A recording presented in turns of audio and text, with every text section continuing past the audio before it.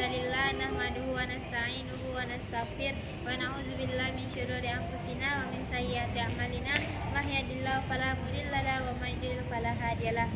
Asyhadu an la ilaha illallah wahdahu la syarikalah wa asyhadu anna Muhammadan abduhu wa rasuluh alladzi la nabiyya ba'dahu amma ba'du. Pertama-tama, marilah kita ucapkan puji dan syukur kehadirat Allah Subhanahu wa taala yang telah memberikan kita nikmat iman, nikmat kesehatan, serta nikmat kesempatan sehingga dapat memenuhi aktivitas kita selama dalam keseharian ini. Dan tak lupa pula salat beriringkan salam kepada Nabi kita, Nabi besar Muhammad SAW yang telah memberikan kita dua pedoman hidup, yaitu Al-Quran dan Sunnah. Adapun tema ceramah saya ialah hikmah kesabaran Nabi Ayub alaihissalam. Nabi Ayub alaihissalam adalah salah satu seorang nabi yang diutus oleh Allah dari 25 nabi yang kita ketahui. Nabi Ayub berada pada posisi 12 setelah Nabi Yusuf. Nabi Ayub alaihissalam setelah Nabi Yusuf adalah memiliki ikatan persahabatan yang kuat, sehingga salah satu cucu Nabi Yusuf alaihissalam yang bernama Rahmah dijadikan menjadi istri dari Nabi Ayub alaihissalam. Nah, pada zaman Nabi Ayub alaihissalam, Nabi Ayub ini terkenal dengan ketampanan yang dimilikinya, ketampanan baik dari sisi muka maupun sisi fisiknya. Selain itu, dia juga dikaruniai oleh Allah Subhanahu wa taala berupa kekayaan baik dari peternakan, yang setiap peternakan ini memiliki dampak yang luar biasa. Dia memiliki banyak pegawai dikarenakan peternakannya ini semakin hari semakin membesar. Selain mengenai peternakan, Nabi Ayub alaihissalam juga memiliki kekayaan berupa dari perkebunannya. Setiap sama seperti peternakan yang dimiliki oleh Nabi Ayub alaihissalam, perkebunan ini juga semakin hari semakin meningkat kualitasnya dan pasarannya. Selain dari sisi fisik dan kekayaan materi yang diberikan Allah Subhanahu wa taala, Nabi Ayub juga dikaruniai keluarga yang harmonis dengan memiliki 12 keturunan. Kesejahteraan yang diraih oleh Nabi Ayub alaihissalam itu berlangsung selama 20 tahun, sehingga pada suatu kisah yang berada dalam tafsir, setan mengatakan kepada Allah, "Wahai Rabb, ketahuilah bahwa Nabi Ayub memiliki ketekunan beribadah kepadamu karena engkau memberikan karunia yang berlimpah kepadanya, baik dari segi fisik, segi harta materi maupun segi keharmonisan keluarga, sehingga dia tetap melakukan kebaikan dikarenakan engkau selalu memberinya kesenangan yang berlimpah." Lantas Allah Subhanahu wa taala mengatakan bahwa Nabi Ayub tidaklah seperti itu. Dia seorang nabi memang diciptakan dengan ketaatan yang berlimpah. Apapun yang diperintahkan Allah pasti akan dilakukan oleh nabi tersebut. Lantas dikarenakan perkataan setan tersebut, Allah Subhanahu wa taala memberikan suatu kejadian kepada Nabi Ayub alaihissalam. Nabi Ayub alaihissalam memiliki waktu 20 tahun dengan kesejahteraan dirinya itu. Lantas pada memasuki hari pertama di tahun ke-21-nya, Nabi Ayub alaihissalam tiba-tiba mendapatkan kabar bahwa seluruh peternakannya itu hilang dan mati. Lantas para pegawainya ini mengabarkan bahwa peternakan yang mereka pelihara, yang mereka pelihara ini akhirnya mati tersia-sia. Lantas dikarenakan berita hal tersebut, Nabi Ayub alaihissalam tidak pernah mengatakan, "Kenapa ya Allah? Kenapa peternakanku mati semua?" Tetapi Nabi Ayub alaihissalam semakin sering bersujud dan semakin mendekatkan diri kepada Allah. dikarenakan kejadian tersebut, setan kurang puas terhadap terhadap apa yang menimpa Nabi Ayub. Lantas dia mengatakan, itu masih kurang wahai Rob, itu masih kurang terhadap Nabi Ayub. Dia masih memiliki ketampanan, dia masih memiliki fisik yang kuat, dia masih memiliki keluarga yang harmonis, dia masih memiliki perkebunan yang luas. Akhirnya Allah Subhanahu wa taala memberikan cobaan, yaitu merupakan di mana bangunan mereka ini, bangunan yang di mana kedua belas anaknya ini berada sedang makan, lantas runtuh. Akhirnya mengakibatkan bahwa kedua belas anaknya itu meninggal dalam reruntuhan tersebut. Selanjutnya, setan juga merasa kuat. Setan juga merasa kurang puas. Dia mengatakan, itu belum ada apa-apanya ya Allah, diucapkan oleh setan tersebut. Lantas Allah Subhanahu wa taala akhirnya memberikan sebuah penyakit yang sudah kita ketahui, yaitu penyakit kusta. Kusta ini seperti cacar air yang dimana semakin hari semakin parah. Lantas seluruh badan Nabi Ayub ini dipenuhi dengan kusta. Hanya dua yang tidak dikenai, yaitu lidah dan hatinya. Lidahnya itu yang berfungsi untuk berzikir, serta hatinya itu semakin hari semakin kuat bertakwa kepada Allah. Lantas dikarenakan hal tersebut, Nabi Ayub alaihissalam tidak bisa melakukan aktivitas apapun. Dia hanya bisa berbaring di atas kasurnya. Dia tidak bisa melakukan apapun selain berzikir dan beribadah dengan lisan dan hatinya. Hanya 3 orang yang dikarenakan penyakitnya itu, seluruh orang menjauhinya. Tak ada orang berani mendekat dikarenakan takut akan menular dari penyakitnya Nabi Ayub tersebut. Padahal penyakit tersebut tidak menular, tapi dikarenakan takut menular, makanya tidak ada orang yang ingin mendekati Nabi Ayub selain 3 orang, yaitu istrinya yang bernama Rahma yang tadi saya sebutkan, yang kedua 2 saudara Nabi Ayub yang selalu menjenguk dan memberi makan Nabi Ayub. Selain itu, dikarenakan itu lama-kelamaan kondisi Nabi Ayub ini semakin kurus kering dan tidak lagi memiliki ketampanan yang seperti yang dimilikinya. Lalu setelah Nabi Ayub alaihissalam mengidap penyakit itu selama 18 tahun, lantas istrinya Rahmah mendatangi Nabi Ayub lantas dan berkata, wahai Ayub utusan Allah, apakah kamu tidak meminta kesembuhan kepada Allah? Lalu Nabi Ayub menjawab, kita sudah berapa lama kita mendapatkan kenikmatan yang diberikan Allah? Istrinya pun menjawab 20 tahun.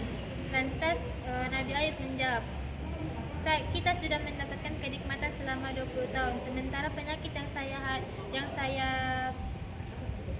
penyakit yang menginap di tubuh saya ini masih 18 tahun. Lantas saya malu meminta kesembuhan kepada Allah sementara masa nikmat saya lebih tinggi daripada masa sakit saya ini. Oleh karena itu saya malu meminta kesembuhan kepada Allah. Akhirnya setelah percakapan tersebut, dalam beberapa tafsir dijelaskan bahwa Rahmah mencari beberapa pekerjaan seperti menjadi pembantu di umat-umat Nabi Ayub pada masa itu. Tapi dikarenakan Nabi Ayub memiliki penyakit kusta, masyarakat pun beranggapan bahwa penyakit kusta ini akan menyebar. Oleh karena itu, Sarah dipecat dari pekerjaan pembantunya dikarenakan mereka takut, khawatir bahwa penyakit kusta itu akan dibawa oleh Sarah ke rumah mereka dan menyakiti keluarganya. Oleh karena itu, akhirnya Rahmah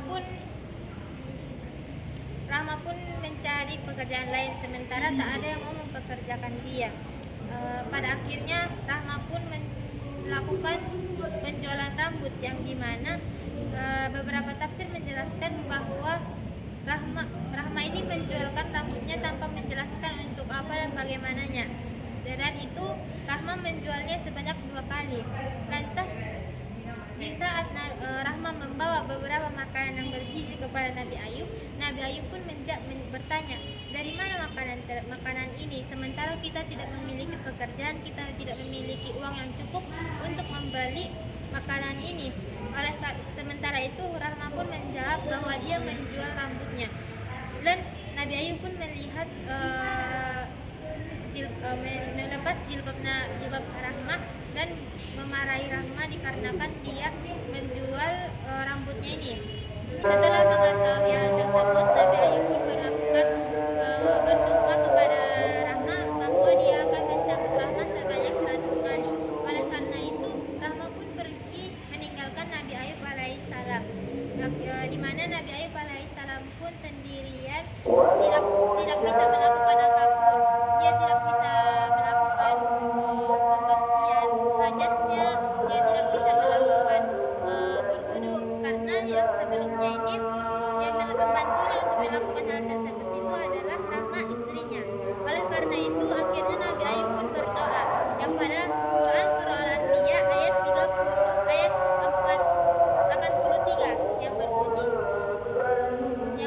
A'udzubillahi minasyaitonirrajim wa ayyuba inna darabbahu anni masaniyad-dur wa anta arhamur rahimin, yang artinya dan ingatlah ketika Ayub alaihissalam berdoa kepada Tuhannya, wahai Rabbku, sesungguhnya aku mendapatkan penyakit, engkau telah memberikan aku penyakit, padahal engkau maha penyayang di antara yang penyayang. Selanjutnya, setelah melakukan berdoa tersebut, Allah pun menyambut doa Nabi Ayub alaihissalam, yaitu dengan menurunkan perintah untuk menggesekkan kakinya di samping tempat tidurnya. Lantas keluarlah air, dan di mana air itu bisa menyembuhkan penyakit Nabi Ayub alaihissalam. Nah, di saat penyakit Nabi Ayub alaihissalam tersebut telah hilang, kembalilah ketampanan dan kebagusan fisik yang dimiliki Nabi Ayub alaihissalam sebelumnya, bahkan lebih tampan dan lebih bagus daripada sebelumnya. Dan di saat kemudian Rahma, istri Nabi Ayub alaihissalam pun kembali pulang, dan di saat hal tersebut pun Rahma, istri Ayub alaihissalam pun terheran melihat bahwa tidak ada seorang pun di ranjang Nabi Ayub alaihissalam tempat berbaring seperti biasanya.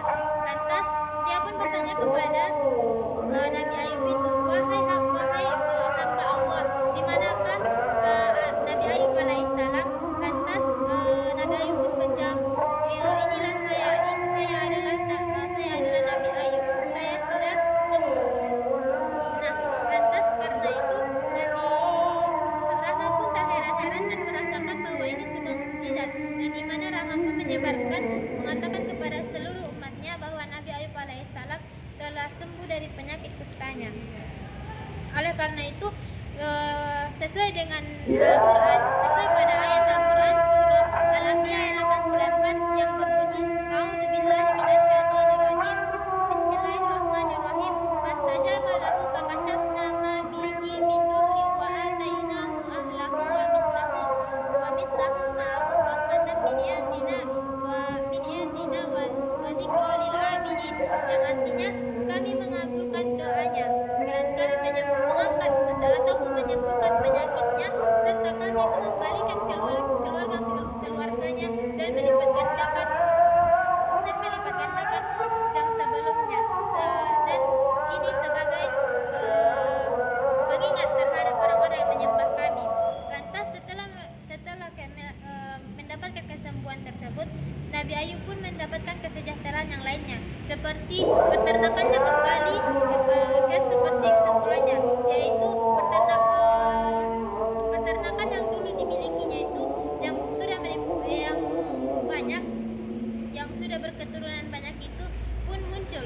Maksudnya ini semakin menyebar luas, semakin lama bahkan berlipat ganda. Perkebunan yang dimilikinya pun juga semakin luas, serta anak-anaknya pun serta Rahma pun melahirkan beberapa anaknya. Bahkan salah satu dari anaknya diangkat dari menjadi nabi, yaitu Nabi Zakaria. Lantas dari kisah Nabi Ayub alaihissalam mendapat kita sebagai kesabaran dan rasa syukur ini menjadi perbandingan yang sama, yaitu tidak akan ada rasa syukur yaitu setiap seorang hamba yang bersabar yang mendapatkan masalah harus dapat bersabar sebagaimana besarnya rasa syukurnya. Maksudnya rasa syukur dengan rasa bersabar ini harus sebanding, tidak boleh ada yang bertimpa, tidak boleh bahwa rasa syukur ini lebih atas daripada rasa sabar. Jika lantas dari kisah tersebut dapat didefinisikan bahwa sabar adalah menerima semua masalah ataupun ujian yang diberikan Allah Subhanahu wa taala dan tetap berikhtiar. Maksudnya yaitu jika kita mendapatkan masalah ataupun ujian berupa penyakit, maka kita harus berikhtiar untuk sembuh, yaitu kita pergi ke dokter, kita berusaha untuk sembuh, kita meminum obat, kita melakukan terapi ataupun yang lainnya.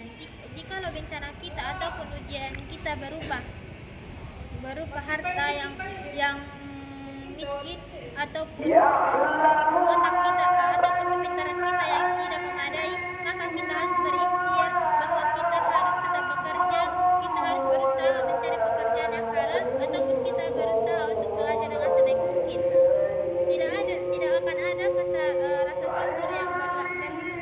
rasa syukur yang luas jika tidak ada rasa sabar yang luas, karena Allah Subhanahu wa taala akan menggantikan setiap rasa sabar kita menjadi sebuah karunia yang nikmat yang tak tiada, yang enggak ada tiaranya.